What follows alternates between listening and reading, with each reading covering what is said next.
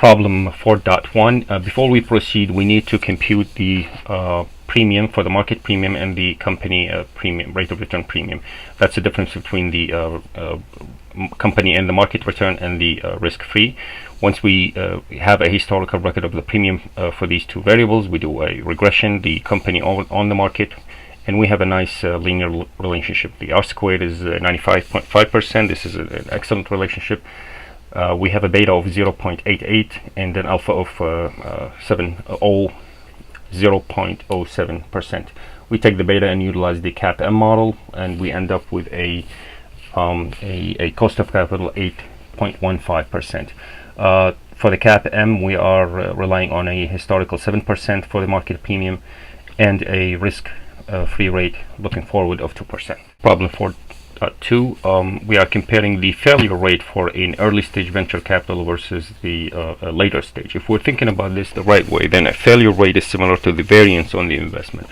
Variance on the investment is idiosyncratic risk, which is diversifiable risk. So the higher the diversifiable risk, the lower the risk involved, because we can of course diversify it, which basically means an early stage venture capital has a lower expected return than a large stage venture capital. So the answer for the question is false. Private equity is not quoted on a public exchange.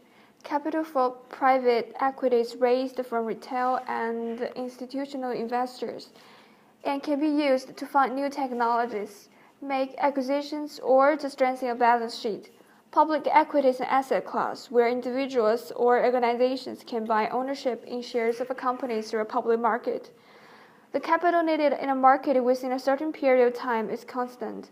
So if a country has a relatively active public equity market, then private equity activity will be relatively low because needs for financing can be satisfied via public equity first, vice versa.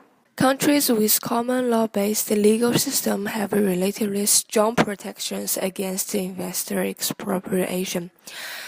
I will explain common law for you. Common law is different from a civil law system. It relies on custom and judicial precedents. And self-dealing is equal to investor expropriation. From this table, we can see that Singapore, Hong Kong, United Kingdom, France has higher protection against self-dealing. And these countries are based on common law system. So we can say common law system have relatively strong protections against investor expropriation.